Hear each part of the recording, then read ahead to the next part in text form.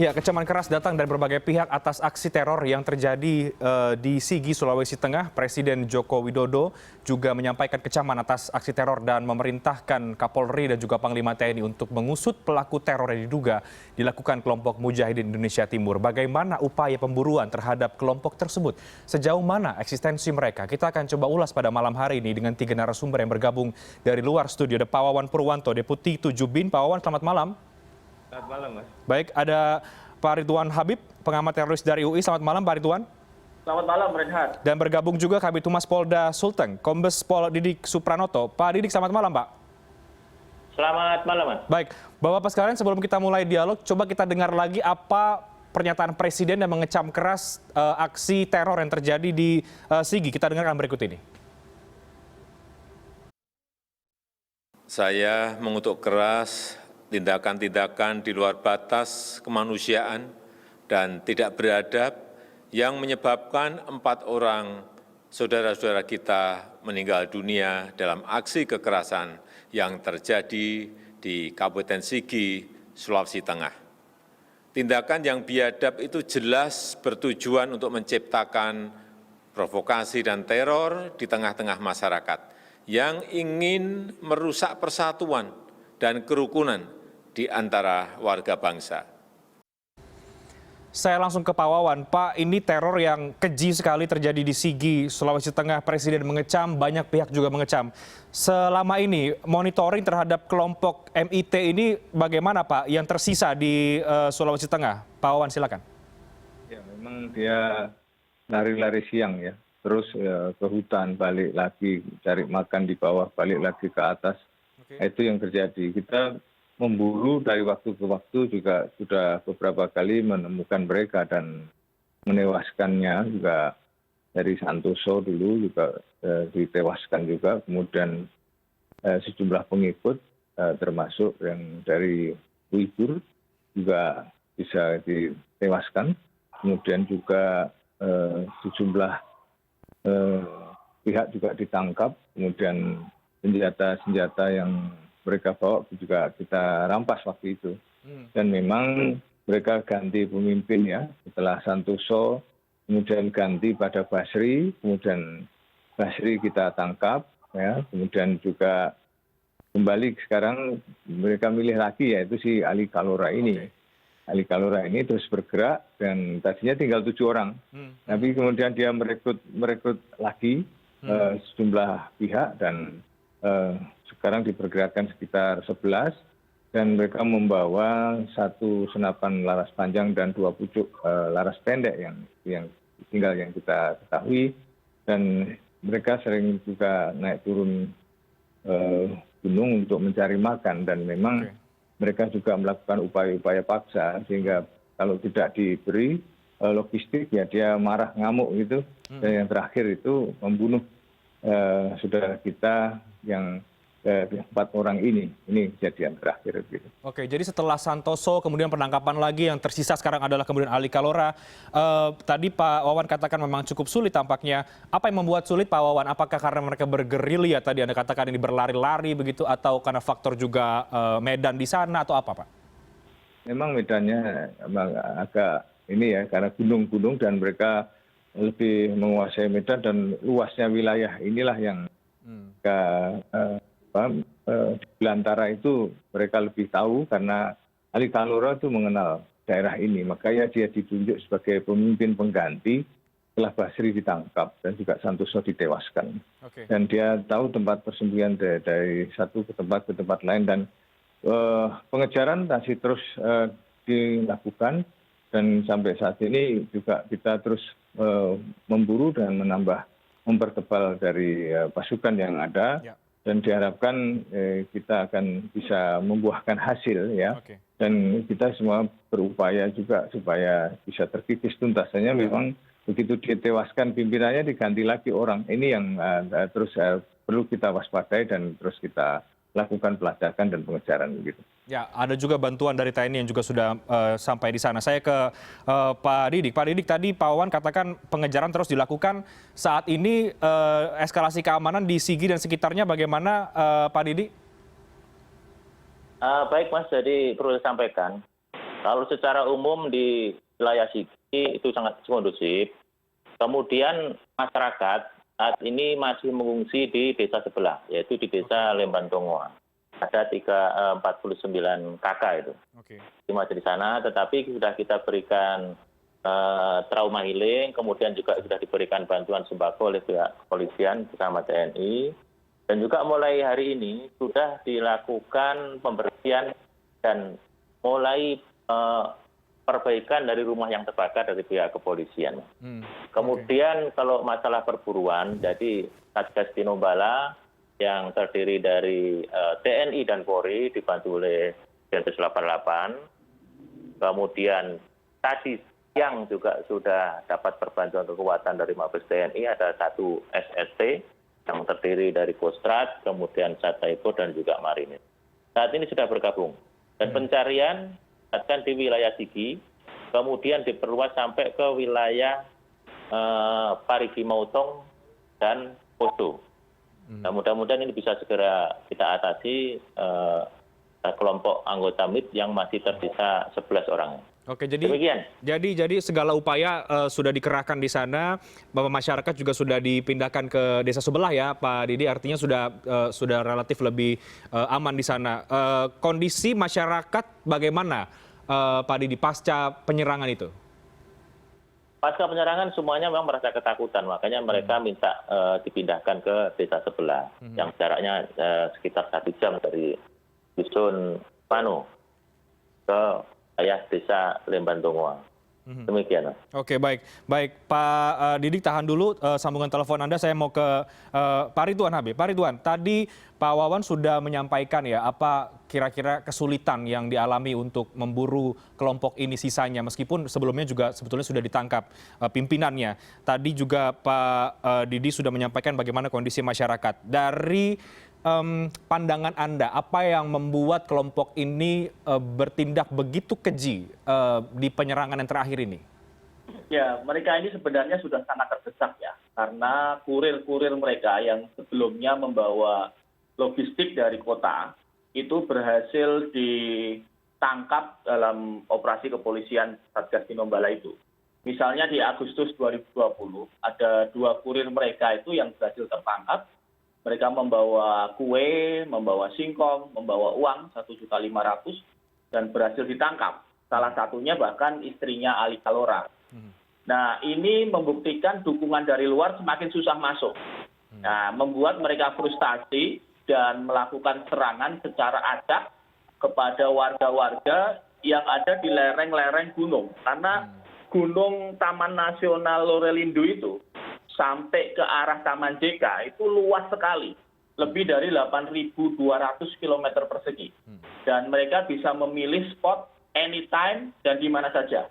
Nah, karena itu memang ini sasarannya bukan terkait agama tertentu, tetapi memang menyasar kepada warga yang tinggal di kaki-kaki gunung. Ingat pada April 2020, itu petani di Poso pesisir, mereka berhasil tangkap dan kemudian dieksekusi secara brutal juga oleh mereka. Namanya Daeng Tapo, itu agamanya Islam. Jadi memang mereka ini nggak peduli agamanya apa, asalkan mereka ini menghalangi, warga ini menghalangi tujuan mereka, misalnya melawan, tidak mau memberikan bahan makanan, ya mereka serang. Dan kemudian bahkan mereka merekamnya dalam bentuk video yang sangat sadis.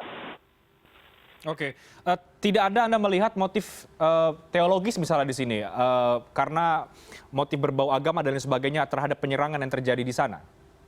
Ya tidak, mereka mencari sasaran itu memang ke warga-warga yang ada di situ, apapun agamanya. Karena bagi mereka, di luar kelompoknya itu boleh diserang. Di luar kelompok MIT itu halal darahnya lah, istilahnya begitu. Sehingga mereka nggak peduli agamanya apa, mereka akan serang. Dan jangan lupa mereka ini sudah ada sebutan sejak 2010, Reinhard. Artinya ada 10 tahun mereka hidup di tengah hutan. Mereka ibaratnya sudah menjadi Tarzan gunung yang menyatu dengan hutan. Ini yang kemudian membuat teman-teman dari Satgas Tinombala ini terpontal-pontal untuk mengejar. Karena memang Satgas ini kan mereka rotasi, setiap 6 bulan ganti. Ada pasukan dari Malang, pasukan dari Semarang, ini rotasi terus. Sementara mereka yang dikejar ini 10 tahun tetap di situ. Oke. Ini saya kira ada perlu perubahan strategi untuk mengejar mereka. Oke, perubahan strategi untuk mengejar mereka. Artinya tadi Pak Wawan juga menyampaikan sebetulnya Medan ini memang begitu sulit ya. Itu juga yang Anda lihat yang ada di sana. Betul. Jadi saya kira perlu diusulkan kepada Satgas Tinombala untuk memasukkan pasukan khusus small elite unit sekitar 7-8 orang dengan kualifikasi komando dan ahli perang gerilya hutan untuk bisa mengejar mereka sampai dapat. Jadi pasukan ini dikirimkan ke dalam hutan dan nggak boleh pulang sampai dapat. Kalau patroli kan mereka ada jamnya, misalnya jam 8 pagi sampai jam 4 sore, nggak dapat pulang ke pos gitu istirahat. Tapi yang ini, yang small unit ini, Panglima TNI bisa kemudian berkoordinasi dengan Bapak Kapolri untuk mengirimkan ini sebagai perbantuan Satgas dan masuk ke dalam hutan mengejar MIT sampai dapat. Nah ini yang saya kira belum dicoba oleh teman-teman Satgas Tinombala. Sehingga apa tantangan atau problem soal wilayah tadi itu ya, Medan tadi itu mungkin bisa menjadi lebih mudah atau bagaimana, Pak Ridwan? Ini kualifikasi mereka ini kan kualifikasi sebenarnya survival combatant. Jadi mereka ini bertahan karena mereka bisa menyesuaikan diri dengan hutan. Maka yang bisa mengejar mereka adalah survival rider. Orang-orang yang memang dilatih untuk itu. Dan TNI punya, Koopsus ada, Kopassus ada, Marinir ada, Denjaka ada. Mereka adalah orang-orang yang selama ini dilatih untuk itu. Hidup dalam situasi paling ekstrim sekalipun. Nah, saya kira ini perlu dicoba. Tim ini kemudian disiapkan, rahasia tentunya, tidak perlu diumumkan namanya, tidak perlu diumumkan ke media. Tapi kemudian mereka secara aktif mengejar 24 jam, MIT itu sampai dapat. Nah, kalau nanti problemnya adalah, kan ada kritik nih dari teman-teman LSM. Ini kan penegakan hukum pidana, polisi ya. Ya bisa saja kemudian nanti di ultimatum. Ketika berhadapan, disampaikan ultimatum, MIT, Anda menyerah, atau kami melakukan kontak tembak. Dengan demikian prosedurnya tidak menyalahi hukum. Oke, Pak Wawan, small team unit tadi bagaimana dari pandangan Anda terkait dengan itu? Kan sebetulnya BIN, BNPT dan pihak-pihak terkait semua sudah rapat bersama dengan Pak Mahfud ya, Pak Menko, Pak Wawan. Apa arahan, apa langkah yang kemudian akan diambil untuk bisa menumpas kelompok ini? Kita bahas tapi usai jeda berikut kami akan segera kembali sesaat lagi. Saya akan langsung ke Pak Wawan. Pak Wawan, tadi yang disampaikan oleh Pak Ridwan yang mungkin bisa dielaborasi, termasuk juga kemudian arahan dari pemerintah, dari Menko Polhukam, apa terhadap pihak-pihak terkait, Pak Wawan? Ya, tentu kita melakukan langkah-langkah pengejaran dan juga pengamanan kepada penduduk yang ada, kemudian juga di pengungsian juga kita lakukan upaya-upaya. Ya, tadi Pak Didik bisa bilang ada terapi healing maupun juga bantuan-bantuan. Nah, seperti itu juga terus dilakukan. Yang jelas pengejaran tidak kendor karena kita terus lakukan pelacakan day to day kemudian dari satu tempat dan lokasi yang sudah dilakukan penyebaran. Yang jelas ini karena sudah melampaui batas apa yang mereka lakukan, maka ini kita ingin menuntaskannya dan tidak ada satu reserve lagi. Ini mengingat keselamatan rakyat ini menjadi satu tujuan kita, di mana kita wajib melindungi segenap bangsa dan seluruh tumpah darah. Pengejaran dari semua elemen yang ada tetap dilakukan, di mana Polda Sulsel ini tetap menjadi ujung tombak, ditambah dengan perkuatan-perkuatan dari Jakarta maupun dari TNI, dan semuanya kita bekerja sama, dan tentu juga penggunaan alat-alat dan peralatan-peralatan strategis yang tentu tidak bisa disebutkan di sini. Dan ini semua juga kita upaya secara maksimal supaya titik pinpointnya bisa terjejak, dan memang mereka berlindung di balik dedaunan maupun rimbunnya hutan ini sedikit banyak mengganggu ya untuk bisa melakukannya. Hanya memang kita tidak lantas diam dan bersekusa, tidak. Tapi pengejaran tetap dilakukan dari sebelah titik. Jejak-jejaknya juga tampak dari posisi-posisi pengejaran semula, kemudian dari tapak larinya. Dan diharapkan ini tidak makan waktu lama, paling tidak kita bisa mempersempit ruang gerak dan menemukan di mana mereka, karena mereka juga berpencar, tidak di dalam satu kelompok, dan mereka juga sempat membelah di bagian utara dan selatan dari bagi dua. Dan begitu ada pengejaran seperti ini, mereka berpencar lagi. Itu sebabnya maka ini strategi kontra gerilya hutan ini. Istilahnya tempur rimba. Ini tentu kita upayakan secara maksimal sehingga bisa ketemu titik poinnya, dan kita tentu juga berpacu dengan waktu bisa menemukannya, demikianlah. Pak, tadi kalau analisis dari Pak Ridwan ya, ini mereka terdesak begitu. Artinya kalau terdesak mereka kemudian keluar mencari apa kebutuhan. Dalam situasi ini memang kondisi dari MIT Ali Kalora ini yang diketahui BIN atau dari pantauan memang sudah tidak begitu kuat lagi atau sudah terdesak sekali atau bagaimana, Pak? Ya, memang mereka juga berperang dengan dinginnya suhu udara yang sangat dingin, cuman dia karena sudah terbiasa sehingga dengan upaya-upaya yang dilakukannya sudah mulai menyesuaikan diri. Tapi kan ketahanan untuk tidak makan kan itu perlu upaya ekstra, makanya dia sering turun ke bawah dengan membelah bagi dua kelompok tadi untuk cari makan, dan ini juga dia minta makan nggak dikasih, kemudian dia merebut itu 40 kg beras itu ya. Jadi sebenarnya yang diminta ini pihak kondisi ekonominya juga kurang bagus. Makanya ini nggak dikasih kan karena sama-sama butuhnya. Oleh karenanya memang sudah diupayakan untuk memotong rantai pasok logistik yang ada, baik dari sisi keuangan maupun juga logistik yang dikirimkan. Hanya dia sesekali turun ke bawah. Kalau waktu dia masih pegang uang dulu, dia suka ke kebun orang, kemudian naruh uang juga di situ. Setelah dia makan, setelah sesuatu dia naruh uang. Melihat kebun datang, juga melihat ada ditaruh uang seperti ini. Jadi seperti barter yang dilakukannya ya seperti itu.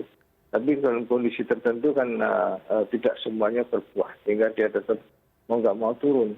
Dulu memang ada masyarakat yang bersimpati, tapi lama-lama masyarakat juga tidak simpati, adanya cuma ketakutan.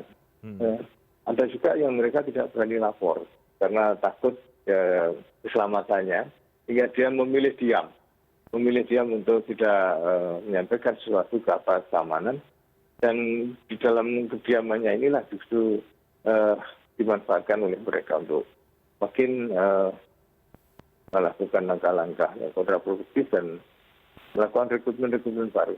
Inilah sebabnya maka tetap kita sanggong dari sisi keluarga keluarga mereka, dan beberapa memang sudah dilakukan pengamanan. Dan memang kita perlu juga masyarakat untuk melaporkan, berani lapor gitu. Sesuatu yang dia lihat gitu ya. Mudah dicocokkan, kan kemarin dicocokkan itu foto-fotonya gitu, dari 6 orang ternyata cocok. Maka ini kelompok ini memang terus melakukan upaya-upaya gerilya, dan pada waktu itu memang dia berafiliasi pada ISIS dan sempat juga minta bantuan keuangan ke ISIS. Hanya memang persoalannya ISIS sendiri kan sudah porak-poranda, dan sekarang lari ke Afrika Utara. Mereka mencoba juga melakukan pendekatan dengan kelompoknya yang ada di Marawi. Cuman Marawi sudah dihancurkan oleh aparat keamanan dari Filipina, dan dari Moro sendiri juga ada kesulitan dari jauhnya teritorial maupun upaya-upaya perbantuan dari sisi lokasi kan memang agak berat.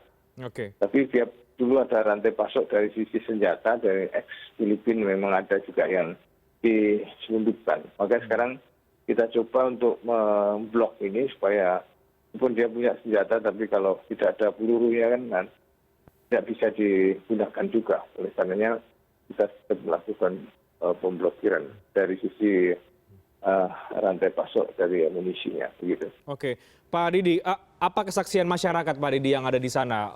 Mereka terdesak, seringkali kemudian diganggu begitu ya dalam tanda kutip, kemudian sampai akhirnya terpaksa harus membantu dan sebagainya. Apa yang terjadi sebetulnya, Pak? Baik, Mas. Jadi masyarakat di sekitar gunung sana sebenarnya mereka juga kadang-kadang ketemu. Nah, mereka minta makan dan sebagainya. Mereka tidak diganggu.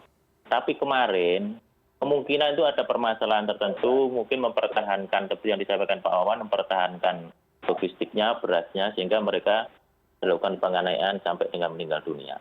Kemudian juga berdasarkan informasi dari DPO yang telah menyerahkan diri, itu di sana itu sebenarnya terjadi perpecahan. Ya, jadi beberapa bulan yang lalu kan Anda menyerahkan diri, itu menyampaikan bahwa apa yang dilihat di sana itu sebenarnya tidak sesuai dengan yang dijanjikan atau apa yang diajarkan, yang didoktrinkan itu. Jadi di sana itu tidak sesuai dengan ajaran agama apapun. Kemudian juga 3 minggu yang lalu, itu sempat ada yang tarikan diri sampai ke kota Palu. Kemudian dilakukan pengejaran, tertangkap di daerah Parigi Motong. Nah ini tentu sebagai bukti bahwa mereka itu sangat terdesak mencari makan, tapi ketahuan sehingga mereka tertangkap itu yang lalu itu. Demikian Mas Rian. Oke, jadi memang ada upaya dari warga ya, Pak Didi, bahwa mempertahankan logistik mereka juga sehingga terjadi konflik sehingga berujung pada kekerasan atau apa aksi yang keji ini. Iya, iya. Oke, saya ke Pak Ridwan Habib. Pak Ridwan, kita bicara soal pasokan dukungan tadi yang juga disinggung juga oleh Pak Wawan tadi. Menurut Anda, dari mana kemudian kekuatan yang didapat oleh sisa di kelompok MIT ini, dukungan-dukungan itu? Kalau di Filipina tadi sudah mulai pecah juga, ISIS juga demikian, dari mana kemudian dukungan datang? Ya, dulu di era Santoso itu mereka masih dibantu oleh jaringannya. Dulu belum JAD, namanya JAT. Nah, saat itu bahkan mereka bisa memasukkan gerilyawan-gerilyawan baru dari Bima, dari beberapa daerah masuk ke sana. Jadi modelnya sama, rotasi juga mereka. Ada 1 tahun keluar, 1 tahun keluar. Begitu. Tetapi alhamdulillah setelah operasi Tinombala begitu efektif dan masif, 2017, 2018, 2019 setelah kepemimpinan Santoso, sangat sulit bagi mereka untuk memunculkan itu. Mungkin ada 1-2 kurir yang mungkin mereka mencari jalan-jalan tikus ya, jalan babi hutan, sehingga masih bisa lolos dari sergapan patroli Tinombala. Tetapi jumlahnya sangat tidak signifikan jumlahnya. Jadi memang ini posisinya memang very desperate, sangat terdesak, dan orang kalau dalam posisi terdesak mereka bisa sangat brutal ya. Teori yang kalau kita di kampus ada teori namanya mouse in the corner ya. Kalau tikus terpojok tiba-tiba dia bisa ngamuk sekuat tenaga untuk menyerang yang memojokkannya. Dan ini saya kira juga kesempatan emas ya bagi tim Satgas Tinombala, karena titik terakhir mereka kan terdeteksi. Dalam hitungan hari penjejakan masih bisa dilakukan, dan moga-moga sebelum tahun berganti kelompok ini bisa diselesaikan. Ini tentu PR berat karena Bapak Presiden kan juga sudah sangat concern ya, sampai jumpa pers khusus tentang hal ini. Oke, terdesak. Kalau kemudian terdesak, ini apakah juga sebuah momentum yang menunjukkan bahwa kelompok ini sudah tidak memiliki sumber daya yang lagi kuat? Artinya mungkin juga bisa lebih mudah mungkin untuk menjangkaunya atau bagaimana, Pak Ridwan? Kalau secara ideologis, dukungan kelompok-kelompok ini ada secara ideologis ya. Coba Anda lihat misalnya 2-3 bulan yang lalu ada pemakaman 2 anggota kelompok ini di tengah kota Poso yang dielu-elukan oleh ratusan orang. Tetapi sebatas itu, sebatas dukungan ideologis, mereka nggak bisa masuk ke dalam hutan karena barikade Satgas Tinombala yang sangat ketat. Jadi sebenarnya secara ideologis masih ada, dan karena itulah mereka kemudian mengirimkan sinyal kan, salah satunya dengan pemenggalan itu. Pemenggalan adalah ciri khas ISIS. Sehingga kemudian mereka berharap beritanya sampai ke dunia internasional, dibaca oleh jamaah pusatnya, sehingga kemudian Amir ISIS Abu Ibrahim Al-Hashimi menugaskan sesuatu untuk membantu mereka. Itu harapan mereka tentunya.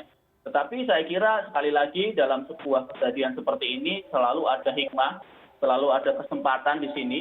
Dan moga-moga teman-teman yang sekarang sedang di lapangan bisa memanfaatkan itu semaksimal mungkin untuk mengejar mereka. Oke, baik. Pak Didi, upaya untuk menenangkan masyarakat di tengah, terutama yang ada di sekitar lokasi ya, apakah kemudian menjadi lebih sulit untuk meyakinkan mereka bahwa di sana kondisi sudah terkendali, sudah aman, tapi di sisi yang lain upaya pengejaran masih terus dilakukan. Kita bahas di segmen terakhir dialog usai jeda berikut ya. Kita jeda terlebih dahulu, kami akan segera kembali sesaat lagi.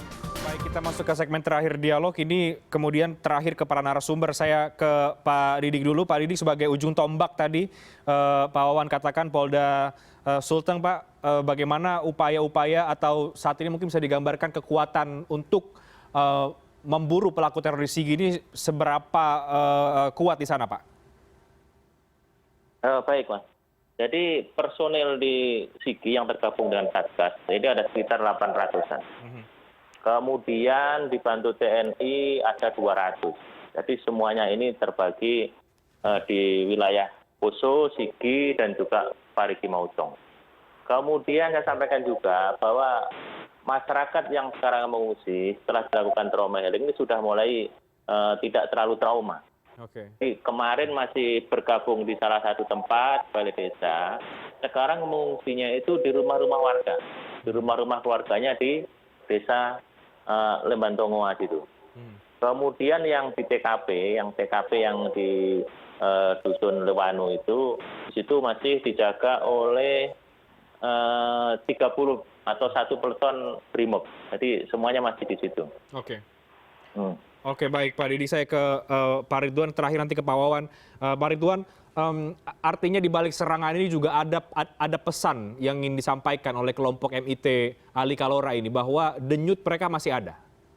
Ya, pesan itu ditujukan terutama kepada jaringan mereka di luar ya. Dan tentu ini karena ada era media sosial pasti sudah dimonitor. Jadi saya kira juga perlu kewaspadaan dari Satgas di kota untuk mencegah adanya reinforcement ataupun serangan balasan di kota Poso, di Sulawesi Tengah, atau mungkin di kota-kota lain di seluruh Indonesia. Dan terakhir saya kira terkait dengan pelibatan TNI, saya kira bisa juga sekarang Bapak Presiden kan sudah punya draft peraturan Presiden TNI untuk mengatasi terorisme. Saya kira perpresnya sudah siap dan tinggal ditandatangani beliau, dan dengan perpres itu saya kira peran TNI nanti menjadi bisa lebih kuat karena sifatnya bisa lebih dari sekedar perbantuan. Saya kira begitu, Reinhard. Oke, jadi pesan ini bagaimana kemudian pemerintah harus merespon sinyal yang diberikan oleh kelompok ini dengan aksi keji yang dilakukan di Sigi? Pertama, perburuan secara maksimal dengan teknik yang saya kira tidak bisa juga disampaikan. Yang kedua adalah kewaspadaan total menjelang awal tahun 2021, menjelang Natal dan Tahun Baru. Jangan sampai kemudian ada simpatisan mereka di luar kota Sulawesi Tengah, di luar Poso, melakukan serangan balasan. Ini yang saya kira juga harus dipertimbangkan oleh para aparat keamanan. Oke, baik. Pak Ridwan, terakhir Pak, Presiden juga mengingatkan ya aparat untuk meningkatkan kewaspadaan. Tadi juga Pak Ridwan juga mengatakan demikian, waspada apalagi menjelang ke akhir tahun. Nah, bentuk meningkatkan kewaspadaan ini Pak, apa yang bentuknya seperti apa yang kemudian harus dilakukan oleh semua pihak? Mas Reinhard, kita sudah punya Undang-Undang 5 tahun 2018. Itu membolehkan kepolisian dalam hal ini Densus 88 menangkap seseorang yang diduga akan melakukan tindakan terorisme bahkan dari sekedar perencanaan. Itu dalam konteks ini bisa ditangkap dalam jangka waktu 2 minggu atau 14 hari. Dan saya lihat teman-teman Densus 88 juga sudah operasi maksimal ya di beberapa kota. Oke, baik. Pak Wawan, terakhir dari Anda Pak, bagaimana meningkatkan kewaspadaan ini yang diminta oleh Presiden Joko Widodo, Pak Wawan? Ya, memang aparat ya maksimal lah, apalagi ini jelang tutup tahun. Memang kita sudah punya pengalaman adanya hal-hal yang perlu diwaspadai, dan kita juga bekerja sama dengan seluruh elemen masyarakat ya, tokoh agama, tokoh masyarakat, juga ormas OKP dan seluruh elemen di mana mereka juga perlu ada satu sinergitas antara satu sama lain saling memberikan respon. Andai kata ada persoalan-persoalan yang mencurigakan, ya maka segera ini ditindaklanjuti untuk selanjutnya jangan sampai kita terjadi pendadakan maupun penghadangan. Sesuatu tentu mereka tidak pasti ada suatu gejala-gejala dari awal.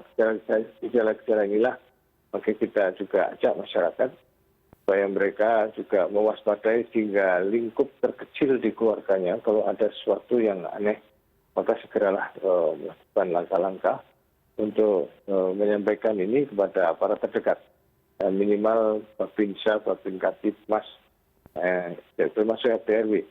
Nah ini belajar dari apa yang sudah ada, maka kita ingin kewaspadaan nasional itu berlaku bagi kita secara keseluruhan supaya semua pihak ikut bergotong royong membangun satu sistem security yang baik, karena aparat keamanan kan jumlahnya juga harus terpecah menjadi e-police ditangkap. Tidak hanya masalah teror saja, tapi juga menyangkut yang saya sebut tadi sebagian luasnya. Tanpa bantuan dan kerjasama masyarakat, maka kita tidak akan maksimal. Maka ini perlu perlawanan rakyat semesta untuk mengenai berbagai kasus, dan kita harapkan dengan bantuan dari seluruh elemen ini, maka kasus-kasus di kemudian hari bisa kita lakukan pencegahan dan deteksi dini serta cegah dini dan lakukan lapor cepat. Gitu. Oke, baik, terima kasih Pak Wawan, Pak Ridwan Habib, Kombes Pol Didik Supranoto. Kami dukung upaya semua pihak untuk bisa memburu dan juga menumpaskan pelaku teror di Sigi, Sulawesi Tengah. Kita nantikan bersama bagaimana upaya-upaya yang dilakukan oleh pihak aparat keamanan. Terima kasih banyak Bapak-Bapak sekalian. Terima kasih.